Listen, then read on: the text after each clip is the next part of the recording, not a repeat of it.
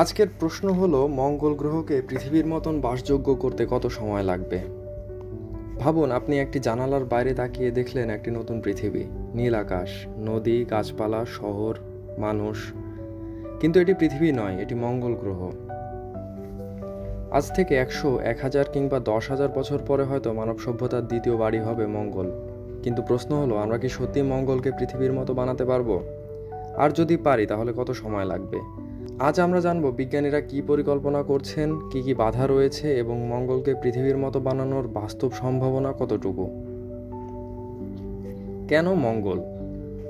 মঙ্গল গ্রহকে মানুষ সবচেয়ে বেশি গুরুত্ব দেয় একটি কারণে। সৌরজগতের অন্য গ্রহগুলোর তুলনায় এটি পৃথিবীর সবচেয়ে কাছাকাছি বাসযোগ্য সম্ভাবনাময় জগৎ। একদিনের দৈর্ঘ্য প্রায় 24 ঘন্টা 39 মিনিট। মেরু অঞ্চল আছে, ঋতু পরিবর্তন হয়, বরফ রয়েছে, এমনকি অতীতে নদী ও সমুদ্র থাকার প্রমাণও পাওয়া গেছে। অর্থাৎ এক সময় মঙ্গল আজকের মঙ্গলের চেয়ে অনেক বেশি পৃথিবীর মতো ছিল। আসল সমস্যা কোথায়? সমস্যা শুরু হয় যখন আমরা বর্তমান মঙ্গলকে দেখি। মঙ্গলের বায়ুমণ্ডল পৃথিবীর মাত্র 1%। অক্সিজেন নেই বললেই চলে। গড় তাপমাত্রা -63°C। তরল পানি টিকতে পারে না। আর সবচেয়ে বড় সমস্যা হলো, মঙ্গলের কোনো শক্তিশালী বৈশ্বিক চৌম্বক ক্ষেত্র নেই। ফলে সূর্যের বিকিরণ সরাসরি পৃষ্ঠে আঘাত করে। আজ যদি কোনো মানুষ স্পেস স্যুট ছাড়া মঙ্গলে দাঁড়ায়, কয়েক সেকেন্ডের মধ্যেই সে মারা যাবে।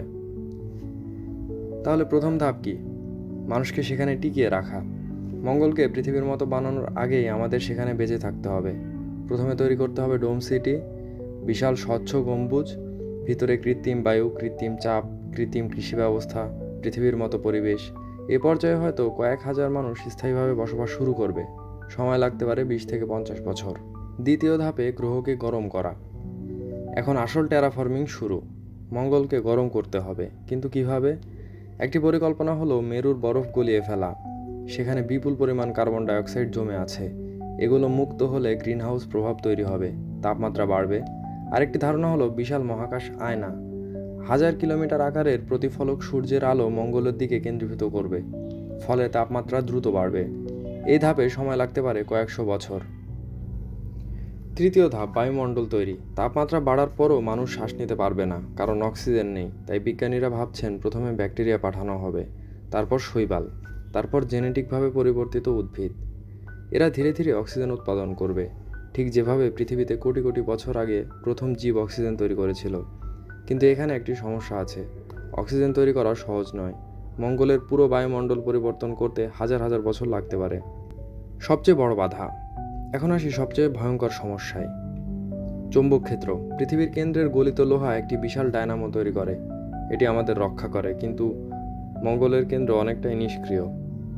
তাই তার শক্তিশালী চৌম্বক ক্ষেত্র নেই। ফলে নতুন তৈরি বায়ুমণ্ডলও ধীরে ধীরে মহাকাশে হারিয়ে যাবে। কিছু বিজ্ঞানী প্রস্তাব করেছেন মঙ্গল ও সূর্যের মাঝখানে একটি বিশাল কৃত্রিম চৌম্বক ঢাল বসানো যেতে পারে, যা পুরো গ্রহকে রক্ষা করবে। কিন্তু বর্তমান প্রযুক্তি দিয়ে এটি এখনও কল্পনার পর্যায়ে। কত সময় লাগবে? এখন সবচেয়ে গুরুত্বপূর্ণ প্রশ্ন, মঙ্গল কি 50 বছরে পৃথিবীর মতো বানানো যাবে? না। 100 বছরে? সম্ভবত না। 1000 বছরে? আংশিকভাবে। বেশিরভাগ বিজ্ঞানীর মতে সত্যিকারের টেরাফর্মিং সম্পন্ন করতে কয়েক হাজার বছর থেকে কয়েক 10,000 বছর পর্যন্ত লাগতে পারে। এবং কিছু গবেষকের মতে বর্তমান প্রযুক্তি দিয়ে এটি হয়তো সম্পূর্ণভাবে সম্ভবই নয়। অর্থাৎ মঙ্গলে শহর তৈরি করা সম্ভব, কিন্তু পুরো মঙ্গলকে পৃথিবীর মতো বানানো অনেক বেশি কঠিন। হয়তো আজ থেকে 1000 বছর পরে কোনো শিশু মঙ্গলের আকাশের দিকে তাকিয়ে বলবে, আমাদের পূর্বপুরুষরা একসময় পৃথিবী নামের একটি গ্রহে বাস করত। ঠিক যেমন আমরা আজ ইতিহাসের বইয়ে প্রাচীন সভ্যতার কথা পড়ি। মঙ্গলকে পৃথিবীর মতো বানানো শুধু একটি বৈজ্ঞানিক প্রকল্প নয়, এটি মানবজাতির সবচেয়ে বড় প্রকৌশল চ্যালেঞ্জ। এবং হয়তো একদিন মানুষ 2 গ্রহের সভ্যতায় পরিণত হবে। প্রশ্ন হলো, সেই ভবিষ্যৎকে আমরা দেখতে পাবো, নাকি আমরা শুধু সেই যাত্রার প্রথম পদক্ষেপের সাক্ষী হয়ে থাকব? যদি ভিডিওটি ভালো লেগে থাকে তাহলে লাইক দিন, চ্যানেলটি সাবস্ক্রাইব করুন এবং কমেন্টে লিখুন আপনি কি মঙ্গলে বাস করতে চাইবেন।